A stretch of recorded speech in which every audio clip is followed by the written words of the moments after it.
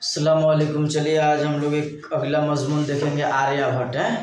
आर्यभट्ट और तेलंगाना। इससे पहले वाला आपको याद है ना सब अच्छी तरह से, ड्रामा निगारी के बारे में बता दिए थे ना, तो सब सवाल बन गया होगा अच्छी तरह से। चलिए अब हम लोग आर्यभट्ट के बारे में देखते हैं। और आर्यभट्ट ये एक ऐसा चैप्टर है जो कहिए कि इसमें साइंसदां के मुताबिक, यानी आर्यभट्ट और तेलंगाना, इसका नाम सबसे पहले क्यों पड़ा आर्यभट्ट, देखिए सबसे पहले कि ये साइंसदां का नाम है, ठीक। और तेलंगाना का सबसे पहले आपको माना बता दे, तारे गिनना। तेलंगाना का अर्थ क्या होता है? तारे गिनना। अब लग रहा है कि अब आर्यभट्ट तारा गिनेंगे ना, ये ना आर्यभट्ट और तारे गिने ना। अब देखिए अब हम लोग को अच्छा लगेगा पढ़ने में। देखिए इसमें बहुत सारा मालूमात हमको मिलेगा तेलंगाना और आर्यभट्ट पढ़ने में। देखिए सीखिए अच्छी तरह से। सबसे पहले देखिए आर्यभट्ट के पैदाइश के बारे में कुछ कहा नहीं जा सकता है, यानी उनके माने एकदम रूप से साबित रूप से कहा नहीं जा सकता है कि पैदाइश हुआ है, लेकिन लोगों के मुताबिक यानी कुछ क़ारीन के मुताबिक पता चलता है कि आर्यभट्ट के पैदाइश 476 ईस्वी में लिख दिए है वहाँ। अब देख के याद कर लेना, लिखे जान से, याद चाहिए दिमाग में। अब 564 ईस्वी को उनका वफात हो गया, तो जोड़िए तो उनका उम्र कितना निकल जाएगा? वाह, पहले ही तो ये लोग आप लोग जोड़ लिए, ठीक है ना। ये कभी कभी पूछता है, देखिए आर्यभट्ट से हर आपको कहिए कि हर एग्जाम में यानी हर साल इम्तिहान में आर्यभट्ट से सवाल आता है। आपको ध्यान रखना, ये चैप्टर हमारे लिए बहुत अहम है। तो देखिए अब आगे आर्यभट्ट के तारीख पैदाइश पता हो गया, लेकिन याद रखिएगा पटना से 30 किलोमीटर पश्चिम में खगोल में इनका पैदाइश हुआ। कहाँ? खगोल में। और खगोल कहाँ है? तो बिहार में। अगर पूछे आर्यभट्ट के पैदाइश कहाँ हुई, अगर ऑप्शन दे बिहार झारखंड तो कहाँ मारिएगा? अगर इस तरह से ऑप्शन देगा तो खगोल, ठीक। तो ये समझ लेता आर्यभट्ट की पैदाइश 30 किलोमीटर खगोल के का पश्चिम में, अच्छा पटना से पश्चिम में है, ठीक। और पैदाइश हुई उनका, ठीक ना। और कब हुई तो ये आपको बता दिए। और उसके बाद आर्यभट्ट जो थे अब इनका खगोल में जब पैदा हुए तो आपको बता दें खगोल का माना ही होता है इल्मे नुजूम, इल्मे रियाजी, यानी खगोल के माना इल्मे नुजूम। नुजूम मतलब सितारा, तारों के बारे में जानना, ठीक। अभी देखिए ध्यान सुनिए, अभी यहाँ लिखा माहिर इल्मे रियाजी, माहिर इल्मे नुजूर और माहिर इल्मे नुजूम और माहिर इल्मे अलजब्र भी कहा जाता है। किसको? आर्यभट्ट को। क्वेश्चन सवाल आ सकता है कि आपको माहिर इल्मे जब्र किसे कहा जाता है? आर्यभट्ट को, सैयद अहमद खां को। तो मार दीजिएगा ना। हाँ तो अच्छा, माहिर इल्मे रियाजी, माहिर नुजूम यानी सितारों तारों के बारे में जानना, सूरज ग्रहण चांद ग्रहण के बारे में बहुत अच्छी तरह से तहकीक करना, इसीलिए इनको क्या कहा जाता है? माहिर इल्मे रियाजी और माहिर इल्मे नुजूम। ये सब आपको क्लियर है अच्छी तरह से। अब आगे की ओर चलते हैं। हिंदुस्तान में गुप्त दौर को, उस जो दौर था गुप्त अहद चल रहा था, वो गुप्त दौर को सुनहरा दौर कहा जाता है। ये सवाल हमको लगता है हर लड़का लड़की को पढ़ाते हैं तो ये पढ़ाते वक्त ही याद हो जाता है, ये भूलने वाला चीज है। 2 सवाल होता है, एक ग्लोबल वार्मिंग कैसा मसला है और ये गुप्त दौर को कैसा दौर कहा जाता है। ये याद नहीं करना पड़ता होगा हमको लगता है, याद रहता है। गुप्त दौर को कैसा दौर कहा जाएगा? उसी दौर में आर्यभट्ट जो है उनका साइंसदां के तहकीक के मुताबिक आर्यभट्ट का जन्म कहाँ हुआ है?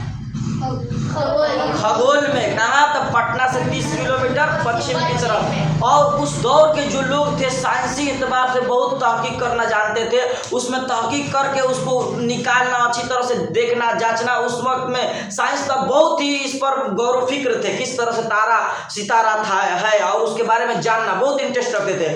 अब समझिए हम लोग आगे देखते हैं। देखिए आर्यभट्ट ये तेलंगाना जो है तजुर्बा गाह, इनका तजुर्बा गाह है, प्रयोगशाला, समझ रहे हैं ना, प्रयोगशाला यानी तजुर्बा का। पटना से 30 किलोमीटर दूर तेलंगाना मसूरी, तेलंगाना के मतलब ये क्या है? मसूरी।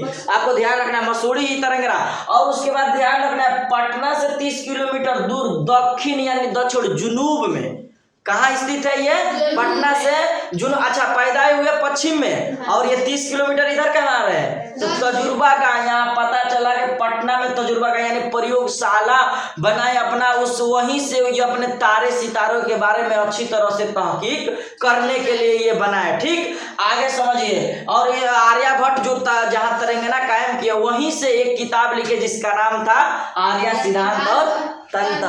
क्लियर? अब इनका तसनीफ का नाम या किताब के नाम पूछेगा तो अच्छी तरह से बता दीजिएगा, आर्य सिद्धांत और तंत्र। उसके बाद 21वीं सदी का सबसे बड़ा सूरज ग्रहण के बारे में अब हम लोग को जानना है। 21वीं का सबसे बड़ा सूरज ग्रहण 22 जुलाई 2009 ईस्वी को होने वाला था। इसके बारे में नासा और दीगर इसरो का ख्यालात है। और एक जो था उसका नाम था जे एंडरसन 20 सालों से इसके बारे में तहकीक कर रहा था कि कब आखिर सबसे बड़ा सूरज ग्रहण लगेगा। और एक दिन आ गया, जो कौन दिन था? 22 जुलाई 2009 इसको सारा माहिरीन, और जबकि आर्यभट्ट इससे पहले 1500 साल पहले यानी 1500 साल पहले से ये आर्यभट्ट कहाँ कायम किया? तजुर्बा गांव में। इसी की वजह से जब ये जे एंडरसन 20 साल से पहले तहकीक कर रहे थे, जब देखे करे तेलंगाना बहुत एक अच्छी खास जगह होगी, इसीलिए इनका तेलंगाना मशहूर हो गया। जब नासा और इसरो ने देखे कि यहाँ से तारे और सितारे के बारे में अच्छी मालूमात फराहम की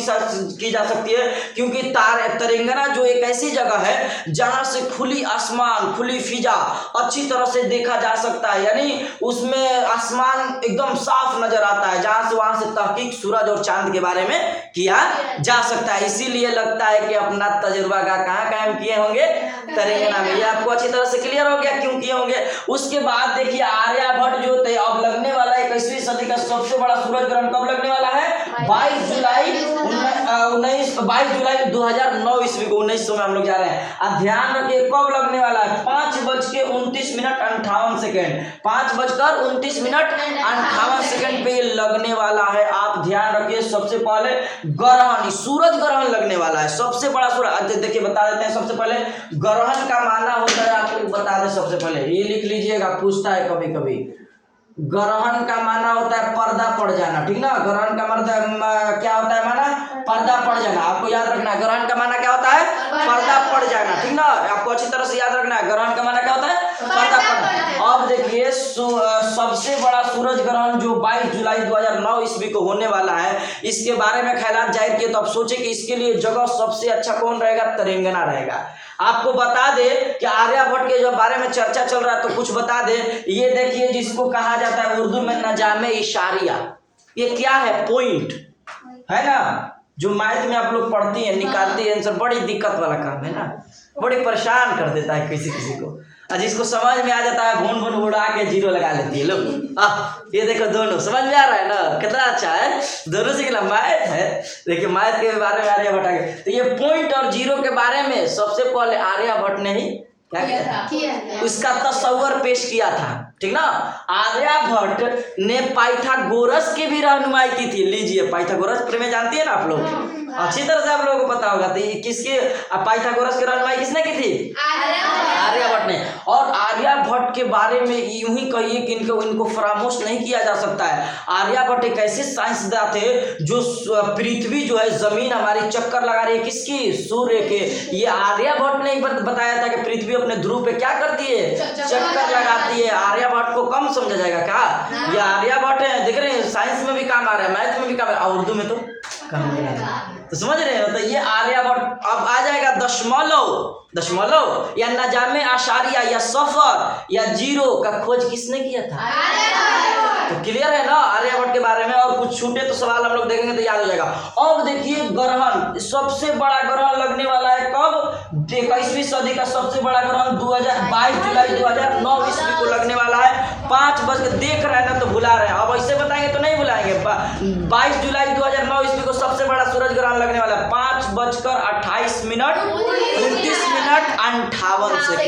यानी आपको अच्छी तरह से ध्यान रखना। अब देखिए सारा लोग, यानी बिहार की राजधानी कलकत्ता, हाँ बिहार की राजधानी कहाँ है? पटना, पटना में ही ना जाएंगे लोग देखने के लिए। तो पटना में जाएंगे तो कहाँ जाएंगे?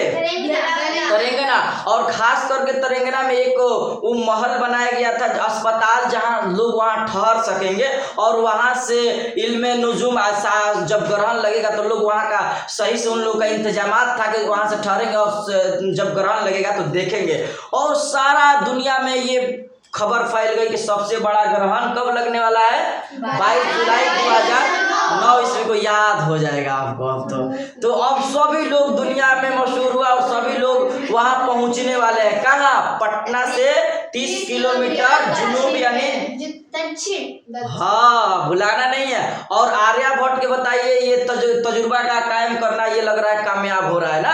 अब सारे साइंसदां वहां के एक दिन पहले ही, ये 22 जुलाई है ना, 21 जुलाई के पहले ही आ गए हैं। कहाँ कहाँ के साइंसदां? अमेरिका के, नासा, फिर से पोलैंड के भी, कुछ दिल्ली के भी, पढ़ी होंगी आप लोग। आके पहले ही से अपना कैमरा वैमरा लगा दिए हैं का कि एकदम कैसे लगेगा सूरज ग्रहण हम लोग देखेंगे। आज तहकीक करेंगे उसके बारे में। 21 जुलाई को सबसे पहले अब वो दिन आने वाला है, ध्यान से सुनना है। अब वो कितना मिनट आने वाला है? 5:29:58। सभी लोग वहाँ एकदम लगे हैं। और बता दें कि आपको ग्रहण, सूरज ग्रहण आपको बता दें कि पहले होता क्या है। देखिए सूरज ग्रहण, ग्रहण किसे कहते हैं? ग्रहण का मतलब बताए पर्दा पड़ जाना। अच्छा बताइए, देखिए सूरज ग्रहण जमीन और सूरज के बीच, देखिए ये जमीन है, ये जमीन है ना, मान लीजिए भरा हुआ तो जमीन है, जमीन और सूरज के बीच चांद आ जाए, जमीन है और सूरज, ये सूरज के बीच, ये मान लीजिए सूरज है, ठीक है, ऐसे कर दीजिएगा तो सूरज हो जाएगा ना।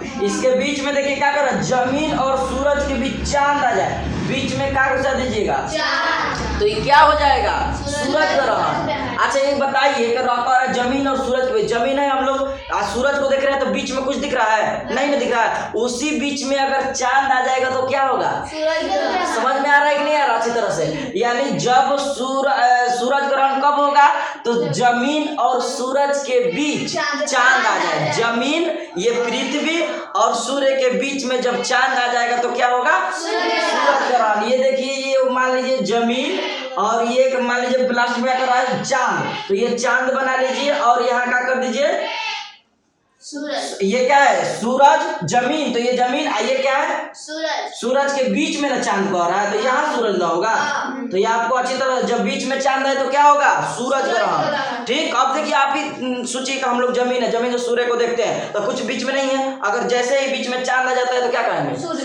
अब जब चांद आएगा तो कुछ हिस्सा उसका छुप जाएगा, तो ग्रहण के माना ही पड़े पर्दा पड़ जाना। तो जब पर्दा पड़ेगा तो सूरज ग्रहण होगा। क्लियर ना सूरज ग्रहण के बारे में? आगे देखिए चांद ग्रहण, चांद, ये चांद पहले बना लीजिए, चांद और सूरज ये के बीच में जमीन, तो पहले जमीन बना लीजिए और उसके बाद क्या कह रहा है? सूरज। तो इसके बीच में देखिए, अब आराम से आप समझ जाइएगा कि चांद और सूरज के बीच में क्या आ जाए? जमीन। तो क्या होगा?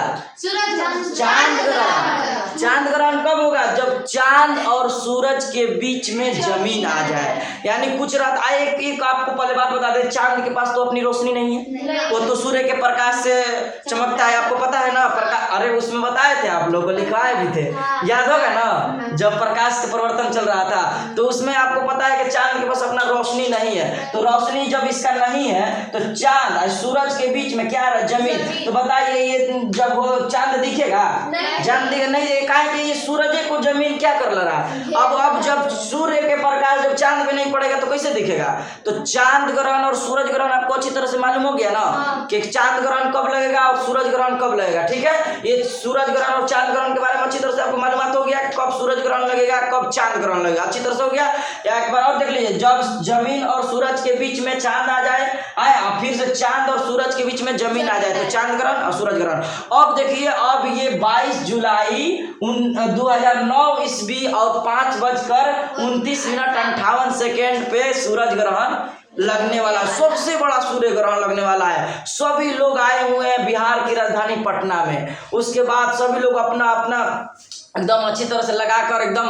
अब ख्याली अब 4 बज चुका है, 4:30 हो चुका है, 5 बज चुका है, अब कितना बचा है मिनट? 29 मिनट। सभी लोग इंतजार में, सभी लोग निगाहें टिकाए। और आपको बता दें कि सूर्य ग्रहण, देखिए याद नहीं आ रहा था, सूर्य ग्रहण को या चांद ग्रहण को, या आपको क्वेश्चन या सवालात आएगा कि नंगी आंखों से देखा जा सकता है, तो बिल्कुल नहीं देखा जा सकता, क्योंकि उसके देखने के लिए खास एक चश्मा होता है। अगर आप यूं ही देखेंगे तो सूर्य के प्रकाश में से कुछ ऐसी किरणें निकलती है जो उसका असर सीधे हमारे डायरेक्ट आंख पे आता है, और इससे क्या होगा कि हम लोग कभी कभी अंधे भी हो सकते हैं। इसलिए सूरज को नंगी आंखों से नहीं देखा जा सकता है, उसके लिए खास एक चश्मा होता है जो उससे हम लोग उसकी मदद से सूरज ग्रहण को देखते हैं। कभी कभी आप लोग याद है सूरज को आप लोग किस तरह से देखती है? वो एथी लगा के पट्टी, आप लोग याद होगा ना, ये बचपन में सभी लोग किए होंगे, याद है ना? तो जब कहे चमकता था, यानी आप लोग या मिसाल देने पर आप लोग बड़ा अच्छा समझते हैं ना। तो ये सूरज ग्रहण और चांद ग्रहण के बारे में क्लियर। अब देखिए कितना बजा था? 5 बजा ना, अब आगे बजाया जाए, टाइम भी तो कट रहा है। तो देखिए 5:20 हो गया है, फिर 25 हुआ, फिर 26, 27, 28 और 29 हो चुका है। लीजिए सभी लोग का नजर कहाँ है? आसमान की तरफ। मौसम ही खराब हो गया। मौसम ऐसा खराब हुआ कि एक तो सूरज ग्रहण जब होगा तो सूरज तो दिखेगा नहीं, ऊपर से मौसम खराब ऐसा हुआ कि जैसे लगा रात हो गया है। सारे साइंसदां आया हुआ उनका नाउम्मीदी झेलना पड़ा उन लोगों को। अपने अपने चरिंद परिंद जो थे घोंसले की तरफ लौट गए। बारिश होने लगा धिमधिमा। ये सूरज ग्रहण नहीं हुआ। अब इस सूरज ग्रहण को देखने के लिए 123 साल इंतजार करना पड़ेगा। समझिए, ये सूरज ग्रहण का सबसे बड़ा सूरज ग्रहण कब होने वाला था? 22 जुलाई 2009 को। अब इसको देखने के लिए कितना साल इंतजार करना पड़ेगा? 123 साल। अब बताइए बेचारा, सारे साइंसदां पोलैंड से, कोई दिल्ली से, कोई कहां से, सभी लोग एक जगह आए हैं और नाउम्मीदी उनको झेलना पड़ा। ये आप लोगों को अच्छी तरह से आर्यभट्ट और सूर्य ग्रहण समझ में आ गया। चांद ग्रहण, दशमलव का खोज सब क्लियर हो गया ना। इसमें से आधा से यादें हो गया होगा ग्रहण का भी माना। और चलिए आप सवाल आपको सब बता देते हैं, ठीक है, ताकि आप लोग देख कर रोक के बना सकिएगा जो नहीं भी आएगा। चलिए अब आप अच्छी तरह से समझ में आ गया है ना, कोई दिक्कत नहीं ना इसमें। अब हमको याद भी नहीं आ रहा होता तो और कुछ इसमें बताते। जे एंडरसन के बारे में बता दिए, 1500 साल पहले बता दिए। चलिए अब आगे सवाल देखते हैं, कारण कुछ याद आ जाए। आर्यभट्ट की पैदाइश कहाँ हुई? तो बिहार में, ठीक ना। आर्यभट्ट ने अपना तजुर्बा का कहाँ कायम किया? तो तेलंगाना में। तेलंगाना क्यों कायम किया आपको बता दिए ना अच्छी तरह से। तेलंगाना का माने है तारे गिनना, आपको अच्छी तरह से याद हो गया ना। काहे तारे गिनेंगे, वहां से तारा देखना, और काहे कायम किया, ये सब भी आपको क्लियर है अच्छी तरह से। उसके बाद आर्यभट्ट का ये एक और क्वेश्चन है इसमें। आर्यभट्ट गुप्त दौर को कैसा दौर कहा? अच्छा, गुप्त हिंदुस्तान में गुप्त अहद को कैसा दौर कहा जाता था? गुप्त अहद कहा जाता है। आपको सुनहरा दौर इसमें दिया है ना, तो ये सुनहरा दौर होगा जी, सुनहरा दौर। गुप्त दौर को कैसा दौर कहा जाता है उसमें बताया। अच्छा, आर्यभट्ट का ताल्लुक किस अहद से? तो ये गुप्त अहद होगा। आपको शुरू में बताया कि गुप्त अहद का ताल्लुक था, जो साइंस था उसमें बहुत सारे तहकीक करने वाले थे। आर्यभट्ट ने किस साइंसदां की रहनुमाई की थी? आपको बता दिए थे, पाइथागोरस को। अच्छा आगे मुख्तसर सवाल में सूरज ग्रहण और चांद ग्रहण का मुख्तसर तारुफ पेश की नहीं पेश कीजिएगा। सूरज ग्रहण चांद ग्रहण दिखा भी दिया, आराम से लिख लीजिएगा। सूरज ग्रहण तो पहले तो लिख लेंगे ग्रहण का माना क्या होता है, फिर सूरज ग्रहण का क्या, सूरज ग्रहण कर रहा है तो जमीन और सूरज के बीच में जब चांद आ जाए, तो ये आप अच्छी तरह से लिख लीजिएगा, आप बताना नहीं है। आर्यभट्ट की जाए पैदाइश और तारीख पैदाइश पर रोशनी, अरे कहाँ चलेगा हम, ठीक तो है, रोशनी डालिए। तो आप लोग अच्छी तरह से लिख दीजिएगा कि आर्यभट्ट के पैदाइश के बारे में कुछ कहा नहीं जाता है, लेकिन क़ारीन या लोगों के मुताबिक आर्यभट्ट के पैदाइश 476 ईस्वी में हुआ है, और आर्यभट्ट के पैदाइश कहाँ हुआ है सब आपको बताया। अच्छी तरह से लिख दीजिएगा, रोशनी डाल दीजिएगा, टॉर्च जला के प्रकाश उसको, ठीक है ना। आगे देखिए, तेलंगाना के महल वकूफ पर 5 जुमला लिखे, आराम से लिख दीजिएगा। अरे लिखा नहीं है तेलंगाना के महल पर, तेलंगाना कहाँ स्थित है, तेलंगाना का अस्पताल में लोगों ठहरना, तेलंगाना क्यों आर्यभट्ट कायम किया, उनका तजुर्बा का, आराम से उसके महल पे लिख दीजिएगा 5 जुमला, ठीक। अच्छा, क्या सूरज ग्रहण और ग्रहण को नंगी आंख से देख सकते हैं? अगर नहीं तो क्यों? नहीं तो क्यों? क्योंकि सूर्य के मैंने लिख दीजिएगा आप लोग अच्छी तरह से, तो सुन लीजिए एक बार। हाँ, तो लिखिएगा, क्या सूरज ग्रहण को नंगी आंखों से नहीं देखा जा सकता है। इसके लिए एक खास किस्म का चश्मा होता है। अगर सूर्य के प्रकाश यानी सूर्य की किरण जब हमारे आंखों पर आती है तो उसके असर ऐसा होगा कि हम लोग अंधा भी हो सकते हैं। इसलिए सूर्य को हम लोग सूर्य ग्रहण को नंगी आंखों से नहीं देख पाते हैं या नहीं देख सकते हैं।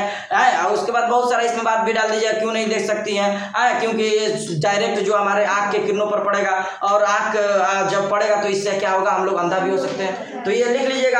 आगे 5 नंबर सवाल, 2009 के सूरज ग्रहण की अहमियत बयान कीजिए।